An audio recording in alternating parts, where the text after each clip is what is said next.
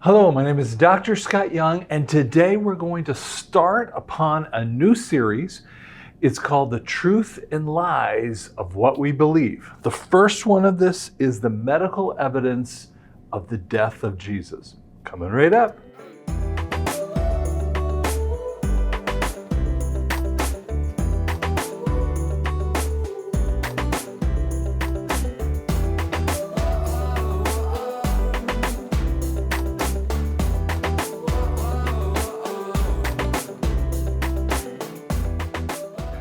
Okay, one of my absolute beginning studies of my life started with the medical evidence of Jesus.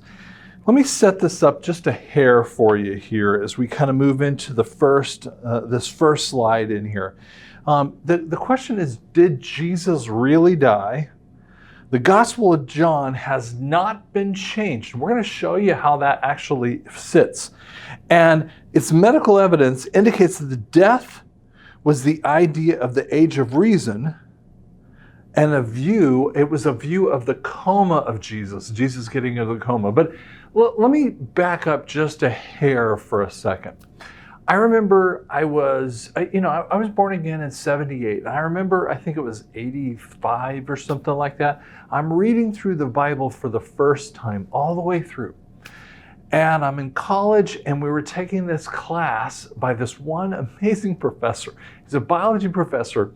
And the first thing we had to do is cell biology. Every one of us failed. I mean, 33% was the midline of this test. And I got a B because he had to curve the test.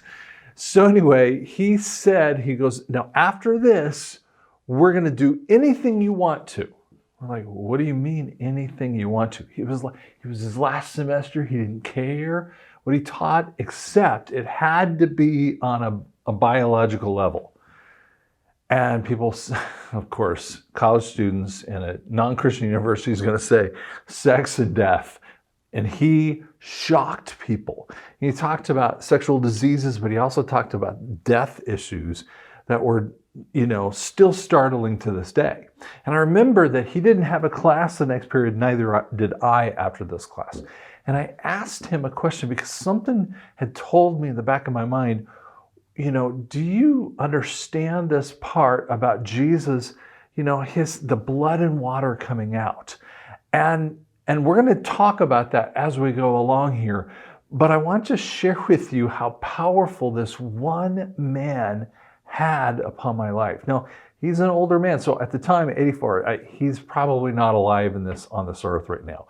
But he has had a massive impact. Realize there are people that you can impact today in 2021 right now. You can impact today by the way that you say things, what you do, and look at the impact that he's had upon my life with that. So we're going to show a lot about some of these evidences that said he really didn't die, and really did he die? How did he die? Was it known? How was it looked at? Okay. Now, first off, we're going to look at the beating of Jesus. So we're in John chapter 19, verse 1. And it basically says that Jesus was scourged. So I'm going to pull this up here because I got to see it a little closer with that too. So it says that Pilate took Jesus and had him flogged. This is in John 19, verse 1. You can also see it in Matthew 20, verse 19, Matthew 27, 26, and Mark 15, 15. Now, one of the ideas is that Jesus was only beaten 39 times. Now, it comes from Deuteronomy 25, verse 3. He, or the criminal, may be flogged with 40 lashes, but no more.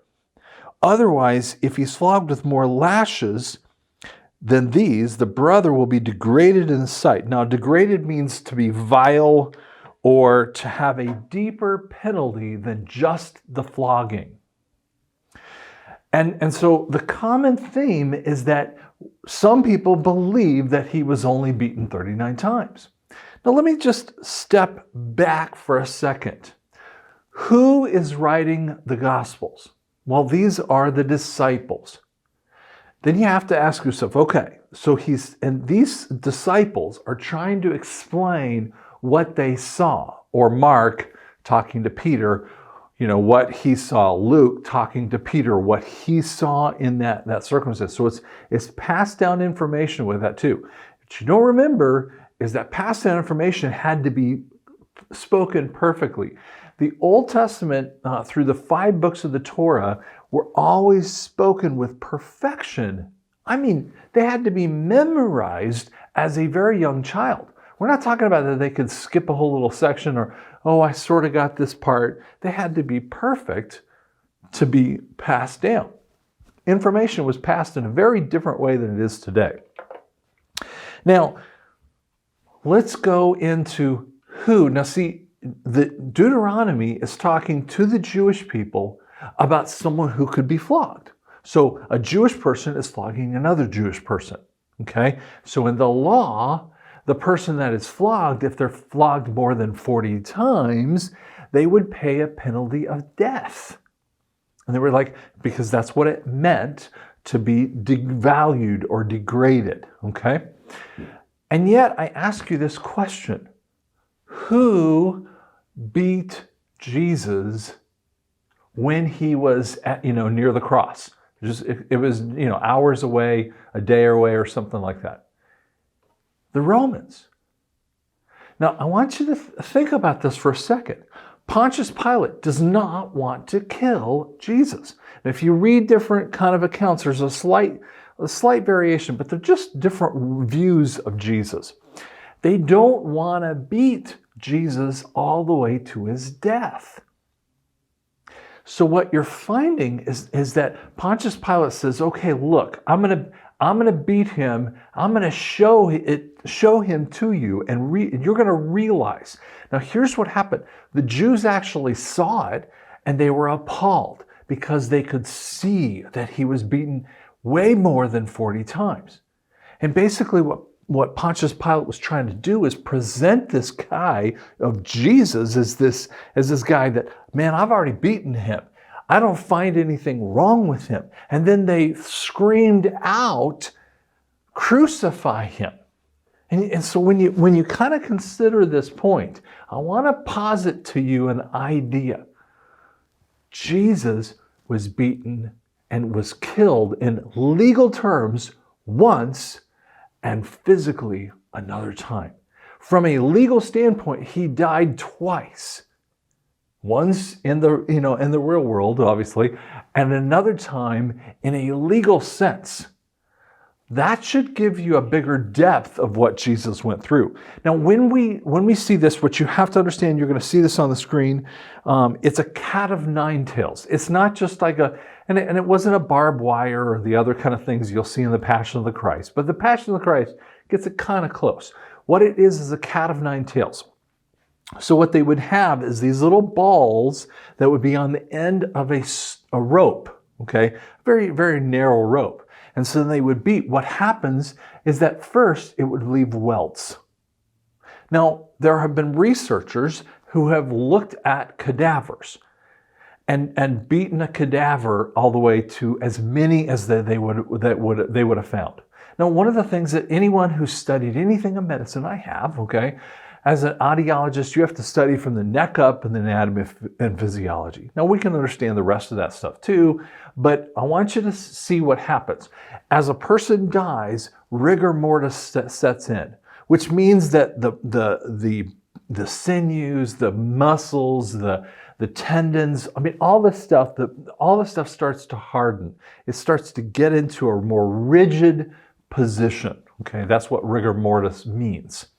And so what we're talking about with Jesus, when they would take a cadaver and beat it, it wouldn't move. The skin would move the same way that a live person would do.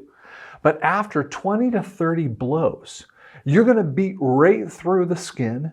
You're going to be into the muscle and the tendons and the ligaments, and you're going to be all the way to the bone. Now, when you understand that point, Jesus being beaten If you just want to believe, you don't want to believe my part. You want to believe he was just done 39 times. It was down to the bone. They didn't just beat him. And we're going to talk a little bit about the Shroud of Turin. But they didn't just beat him a little bit. They beat him to a bloody pulp. And you have to ask yourself, why does God say, it's not right to beat someone more than, at 39 times or more than 39 times? It's because you're probably going to kill the person. I mean, that's just an idea I want you to kind of set in your mind here. Now, we're going to show this little video here. It's the scourging, okay? And we're going to put it in the background just so you have a clue that this is happening. We're going to mute the sounds so you don't get inside of, YouTube's algorithms here. So there's not going to be any sound in the background. I just want you to see what the Passion of the Christ did, okay? All right, so let's move forward, and this is our 5th slide as you see up on the board. And there's this, the situation we're talking about the carrying of the cross. Now in John 19, verse 17, it says, he carried his own cross. He went out to a place called the Skull, which is in Hebrew was Golgotha. Now, the common theme in more of the Catholic religion is that he would have the cross beam and he would have that big bar. You see that first one on the left of your screen? That's what most people think of it as. The reality is that cross beam and piece would be so big, it might be more than about 130, 140 pounds. To have that much, it could be frankly bigger than that. It's hard to give an exact number. Now, someone who has been beaten. Now, Jesus, if you believe what's on the Shroud of Turin, which I think is a really powerful point, okay, it's a whole nother conversation. We will talk about that a little bit more in the next one, in the resurrection of Jesus. But if you see that person, he's about 5'11" and about 175 pounds. So this is a pretty tough guy, but we're not talking a huge guy. Now, I'm 6 foot, a little overweight, I wish it was down there, 122 or 222, excuse me. And so, but to realize if you're in a beaten state, how much strength would you really have? Okay? The reality is what we believe it would be that cross beam. The cross beam that he would have that, and he would be carrying that. Now, the other Gospels will talk about Simon of Cyrene, who would come around because he can't even carry the cross beam. So it might have been tied to him at that point. It would not have been nailed to him, but it had been tied or held up on his shoulders, okay? So he was not allowed to take it off. So Simon would actually kind of get underneath him and just kind of hold him and kind of, move him forward. Okay, and I think the Passion of the Christ does a really amazing job of giving you the basic idea. Now they gave a bigger, cross beam than I think is out there, but just catch the basic idea here. Okay. And the next one, we have the nail position. Now in Acts 2:23, though he was delivered up according to God's determined plan and foreknowledge, you used the laws, I'm going to read this. You used the lawless people to nail him to the cross and kill him. I didn't use my glasses there. So I'll say it again. Though he delivered up according to God's determined plan and foreknowledge, you used the lawless people to nail him to the cross and kill him. Now the idea that has come down through the ages, and this comes from more of the medieval time frame, and a little bit earlier than that, is that it says that it went in his palm, okay, but it's not in his palm. They would say the hand. Now, Greek has gorgeous wordings. There's 23 different words for love that we can't even utilize in English, okay? We have troubles. We have to give all kinds of convoluted explanations when we talk about emotional things. And so they have gorgeous words for that. Now, in English, We steal words from the French and from the Latin and Spanish and a whole bunch of other words, especially in the Latin when it comes to medical issues. So we have the hand, we have the palm, we have the wrist, and then we go farther than detail than that, okay? So for instance, the bones of the middle ear, people want to say, hamel, anvil, and stirrup, and I would call it in audiology terms, the incus, malleus, and stapes. So we're using a little different terminology. So just think like that for a second. But in the reality, in the Greek, the hand wasn't any different here versus here. The forearm, it wasn't looked at as that way. So if you're saying in the hand and in the feet, how could they know the difference between where they might put it? Let me give you a little bit of other evidence inside of this. The palm, and by the way, researchers did this. When you put a nail inside the palm and lift a person up, they can only hold about 65 pounds of weight. Now, here's the thing that is powerful. What Jesus did, and I did a whole video, I did a whole teaching on this very first time. It was actually a non-Christian kid. He comes up and I said, I need someone from the audience. This kid's ripped. He's so big and I don't have anywhere near the muscles. And I had him standing at the angle. So what I want you to catch is the standing of the angle up there. Jesus would have been leaning over on the cross at about a slight, maybe 20, 30 degree angle forward, okay, which would have added a significant amount of weight. So if he's 175 pounds, he'd be up to 262 pounds of extra weight that would be held upon the hands. Well, if you can't even do more than 65 pounds, you just don't wrap it up. But there's another placement. It's in the wrist, and I'm sharing this with you. What this wrist can do is hold a huge amount of weight. There is a spot of destot that is right in the wrist, and it's a little hole. And if you pop it in there, guess what happens? And the palms don't see this. So we're going to flip forward to this next one. And one of the coolest, the most amazing things in the Shroud of Turin, in that picture you're going to see to the left, is that there's blood. You see the little white area and the little arrow that I put down there. There's blood stain right upon the wrist. It's not in the palm. So as you consider where I'm talking about this spot of destot, what happens here is that it would do something very differently. It would pull in the thumb. So Jesus' thumb would be pulled in like this. And that's exactly what you see upon the amazing Shroud of Turin. When they're doing this, this is the negative event. This is like an X-ray event. So instead of just taking the picture, if you saw the Shroud of Turin, and we're going to show you more about this next week, but when you see the Shroud of Turin, it's a brown, a cloth with a slight brown. You can't even really see it. But when you take the negative event, you're going to see a whole set of information that's hard to understand in there. But in the shroud, it even gets it correct that he's putting his hands, or someone put his hands over his crotch, particularly crotch area with that, and he had no thumbs. And that's why people will say, Leonardo da Vinci actually did this. No, he did not. He would not have known that. See, if you took a cadaver and nailed it in there, you can't pull the thumbs in. But if you pull a live person, the thumbs are going to tuck in because they sever the median nerve. Now, if you've ever had issues with shoulders and elbows and thumbs because you're typing or you have a job that kind of does this, and I've had issues with that, what will happen is that you're having struggles through the median nerve, and it runs up on the bottom of your elbow kind of thing. If you're just lifting your elbow out, it goes into the shoulder and then all the way to the middle of your back. And if you pierce it, it's excruciating. By the way, we get the word excruciating from the crucifixion. It just tells you how bad it is, how some of those lexiconal words come into English.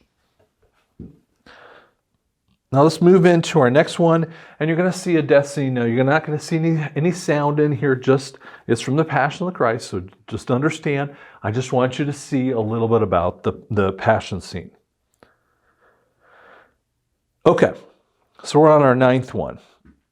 The primary causes of Jesus' death are 2 areas. It's the asphyxiation and the dehydration. Now in John 19:25 through 27, he basically says this. So I'm going to flip over to that one. It takes me a second here, so pause with me here a little bit. So if you want to flip over to the verse, I'm reading it in the HCSB version. So John 19:25. Okay. So standing by the cross of Jesus were his mother's sister, Mary, the wife of Clopas, and Mary Magdalene. So there's 3 women there sitting there.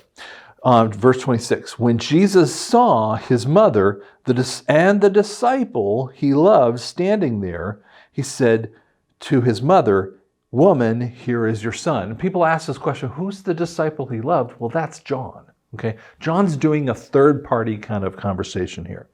Then he said to the disciple, "Here is your mother." And from that time on, or from that hour, the disciple took her into his home. Now, I want you to kind of catch a couple reasons why John would include this. When you're on the cross and you're in that position of this intense issue, here's what happens to the body. You're trying to breathe. It puts you forward a little bit and you lose about 15% of the oxygen just based upon how the rib cage is pushed down. So you already lose a little bit of oxygen already, no matter what you do. First second you're on the cross. The second part is that you're raising your shoulders up just to get enough oxygen. And you're raising your shoulders up. Now remember, he's against a wooden area in the back, a tree.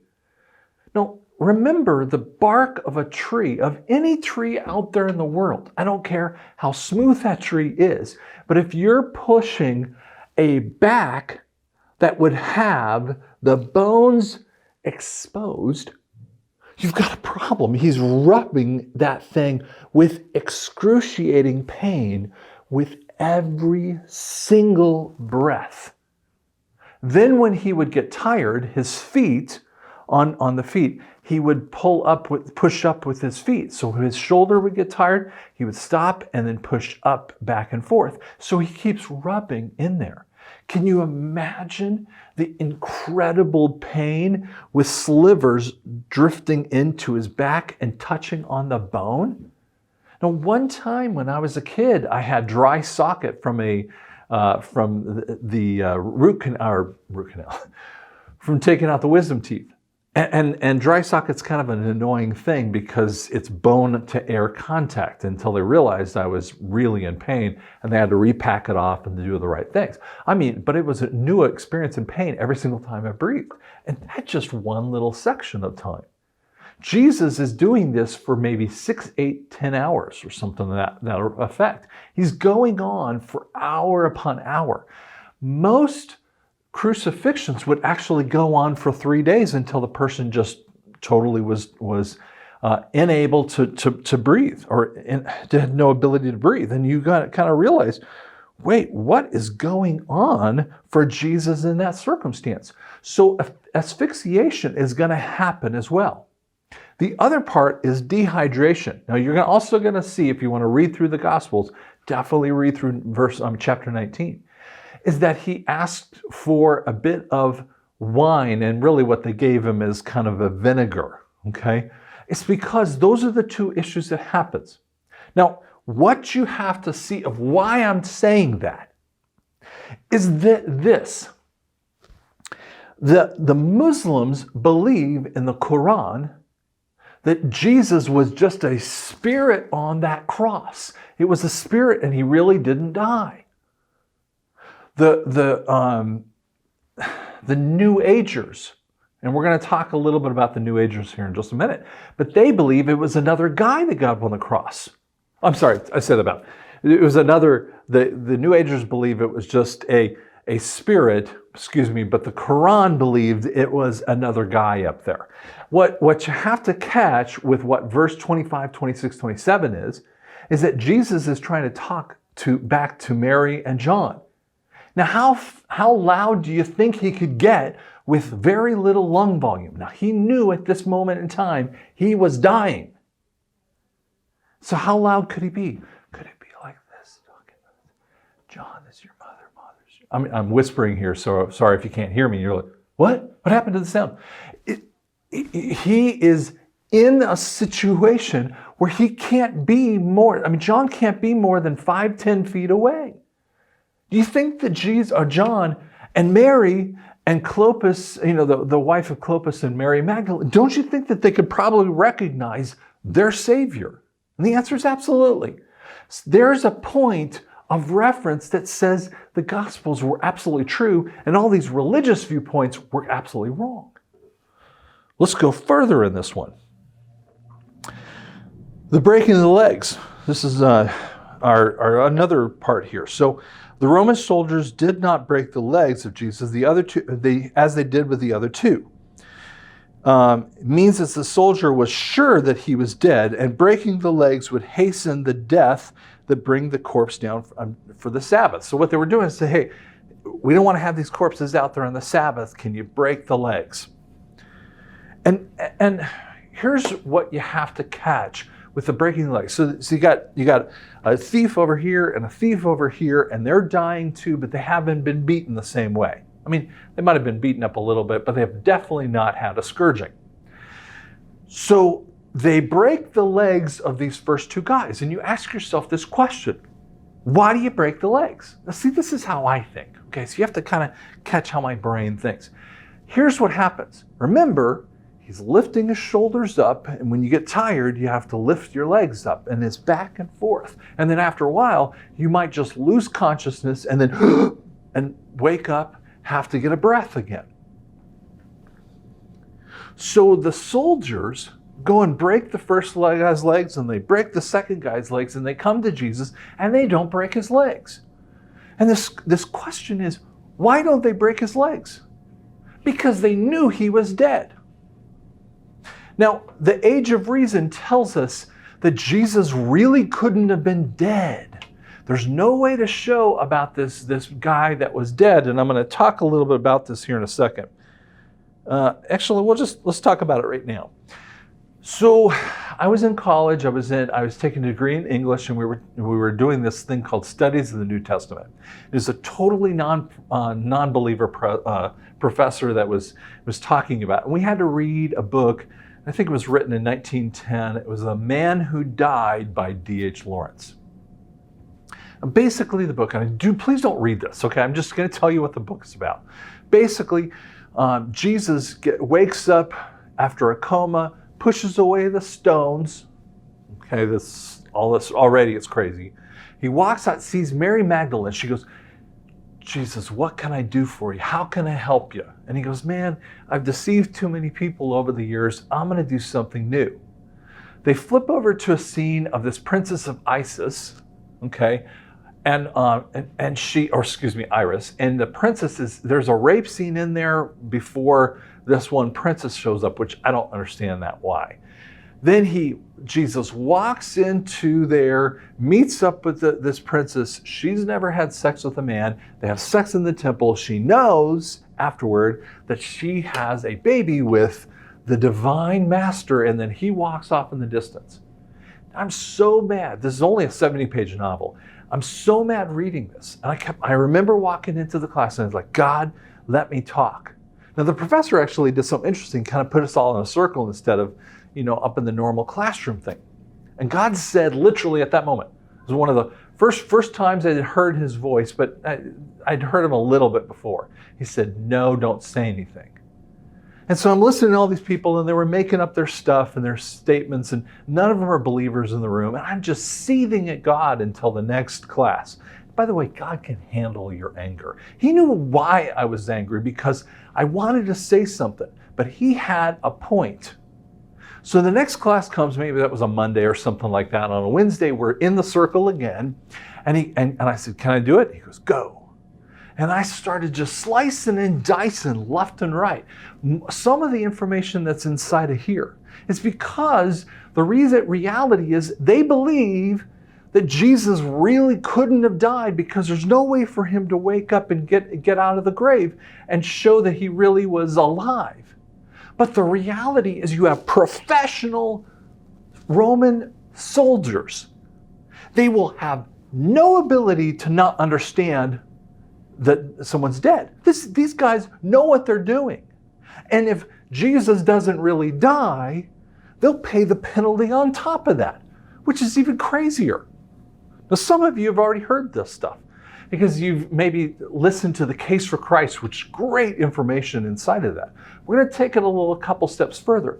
But they didn't break his legs because they knew he was already dead. But let's go forward into this part. And here's a part you've never heard. I promise you haven't heard. Okay, so when you get to the piercing of the side, and this is in Psalms 22, but you also see it in Zechariah 12:10. In John 19:34, but the one of the soldiers pierced the side with a spear, and at once blood and water came out. You remember when I was telling you about the professor who was teaching the class on biology a little bit ago? And I remember he was talking about the death of Jesus. Easter is just around the corner, and I'm reading in John 19. This just happened to be that time frame. And I said, hey, professor, why in the world did they pierce into the side and blood and water flowed? And he said, that is a fluid that you can't possibly realize. I was like, what do you mean? It's called plasma. Let me show it to you. Now you're going to see up on the screen, on the bottom of the screen here, we're kind of morphing the screen here as we go along.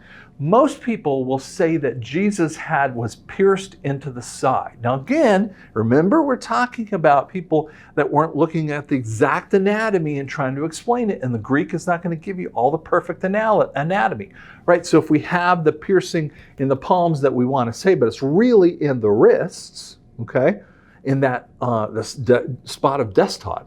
What's happening a little differently here is that we have it in the side. So all of the artistic things puts it in the side. Now, as you come back to me and you look at this, if you're going to go in the side, why in the world would you do that? See, if you go in the side, you could hit the intestines, you could hit the stomach, and you go up there, and there could be all kinds of crud coming out. Sorry, but there's blood and water. And you go, and I ask this question: why would you pierce in the side? What's the point of this? And the Roman historian Quintilian actually describes it's actually under the armpit. So he pierces under the armpit with a spear, and it goes right into the pericardial sac, into the pericardium of the heart. And we're seeing something that comes out, blood and water, that shows up. Let me explain that in this next one. So when blood and water comes out in John 19:34, you see, some people will say, the Case for Christ actually talked about it was a pleural fluid. Now what happens when you have fluid in the lung? And I've checked all this stuff out. I've talked to physicians, done my own research. This is not just like I'm making this stuff up. But if you have a person who's dying of cancer, let's say, and we're in the last stages of her life, one of the things that they will do to help reduce that problem is to pierce into the lungs and go in and kind of, suck out the fluid that's in there. Because that's actually what Jesus would have been having. He would have fluid that be building up in there and having more and more difficulty to breathe. But pleural fluid, as you see in A there, is a milky type of fluid.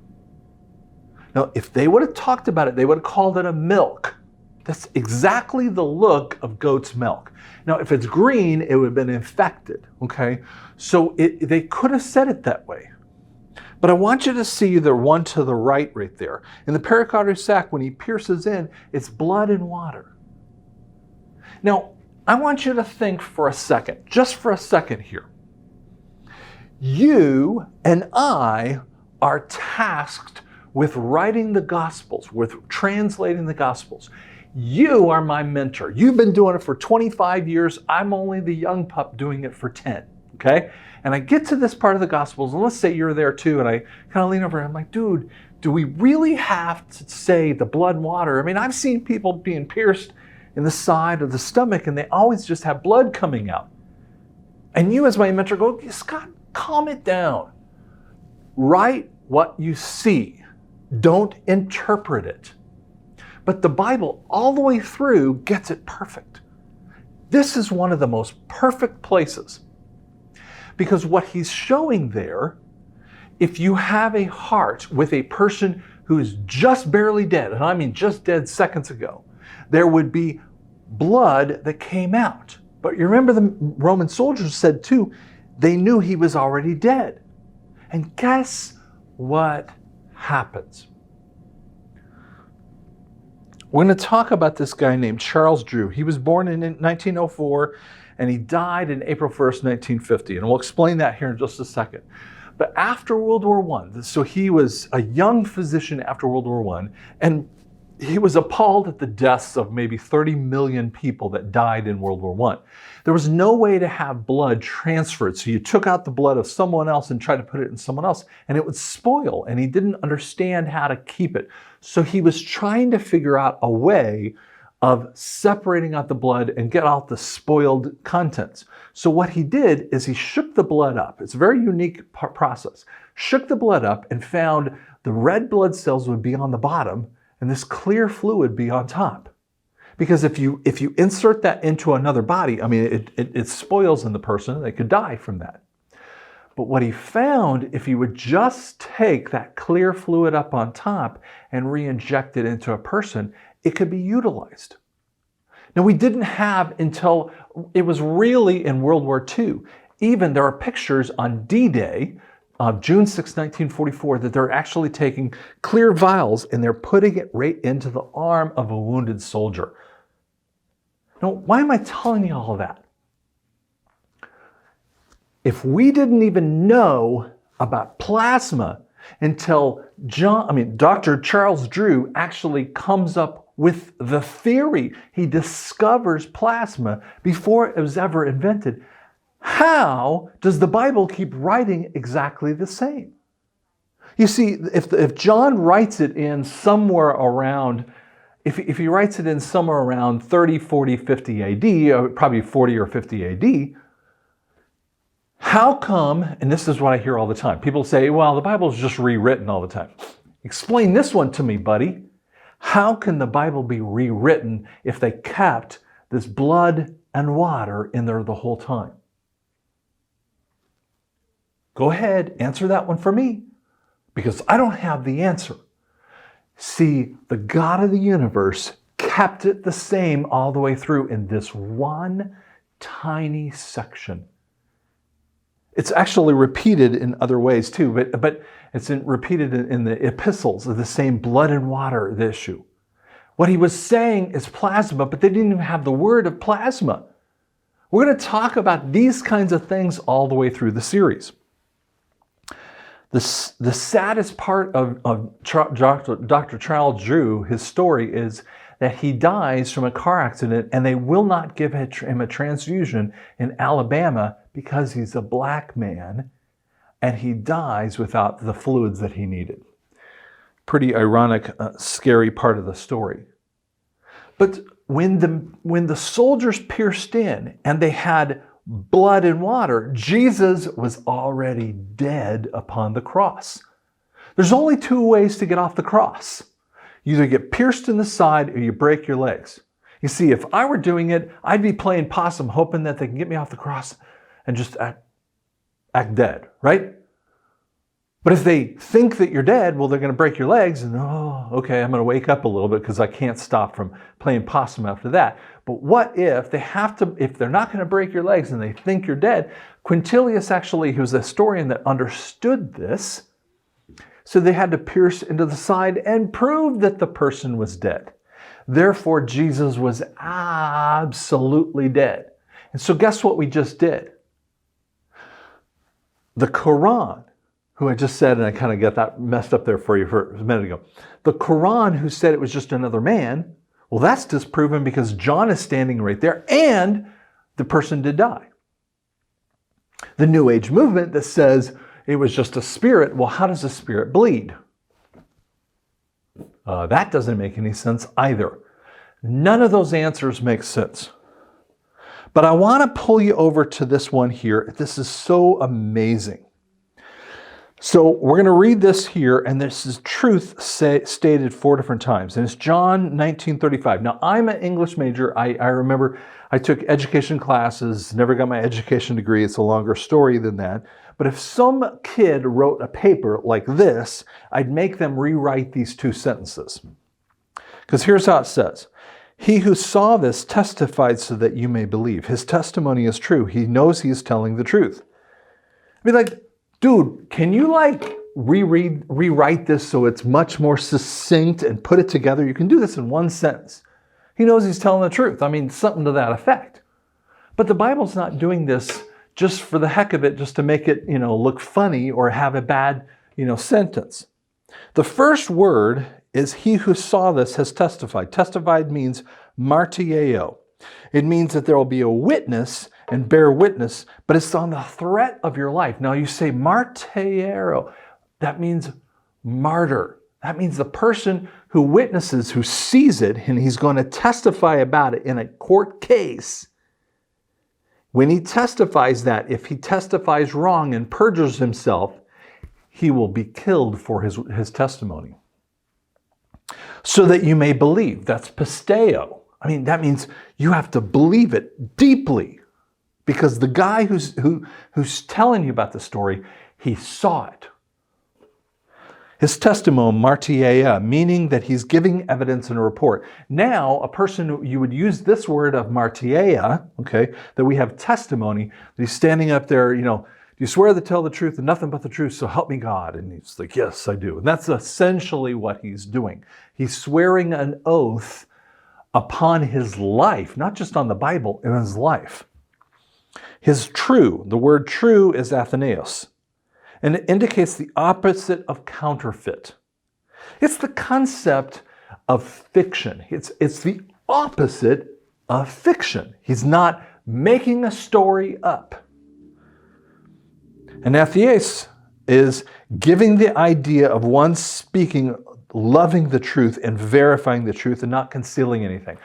Basically, John is making an impassioned, powerful statement that what he's talking about is absolutely true. There's no way of getting around this. So he's basically saying, hey, listen, I am martyeo. I'm going to die if I tell you the falsehood. I'm going to put my hand on the Bible essentially and prove and put evidences that could be put into court. And by the way, we just saw him, right? This amazing plasma issue. I'm not telling you a fiction story because I'm passionate about the death of Christ. And that's what he's trying to say. So to conclude what we're talking about here, we prove here in these 6 verses that the Bible has never been rewritten. From John 19:31 to 19:37, we prove that the Bible has never been rewritten. The plasma reference is one of the most powerful pieces of it, but we see it all the way through the scriptures. It proves that Jesus was standing maybe 5, 10, 15 feet away. He therefore heard Jesus. He knew about that. It was not the Gnostic, the New Age kind of viewpoint. We prove that his death is gruesome. Do you realize that he did this for the sins of the world? It says in Romans 3:23, for all have sinned and fallen short of the glory of God. There are other verses, and I'm blanking the verse out of my head, but I can have it just in there. For the joy, the chara, the joy set before him, he endured the cross. Now we're going to talk about this one here in the next episode, but in John 29, verse 1, the stone didn't really roll away when he's in that tomb. See, other people want to say he just kind of pushed it out of the way, or it was kind of out of the way. What he's talking about is this word called aero. It's where we get the idea of airplane, aeroplane. In the early time frames when the Wright brothers were proving that airplane flight could happen with a machine, with a mechanical machine, what they found is, they would go up in the air, and they weren't up in the air that high or anything, it didn't matter, but they were up in the air for a time. And we used to call the word, instead of airplane, A-I-R, we used it aero. It meant a flight ability. So in the Greek, and they're pulling it from the Greek, and when we use aerospace, that's another kind of word of that, okay? What the stone doesn't just gonna go, whoop, the stone goes, boosh, it flies out. That's what the Gospels do. Now, if you've been interested in this, if you've been excited about this, if you see how relevant the Scriptures are, you need to dig in with me, because we're going to go through all of these kinds of verses, okay? And there's plenty of evidence down below that you can kind of look into. You need to read your Bible, because this is the glory of God. This is the stuff that will be there to save us. So I thank you for listening to this. If you're interested in it, subscribe to it, leave comments, like the video, and share it with your friends. Thank you so much.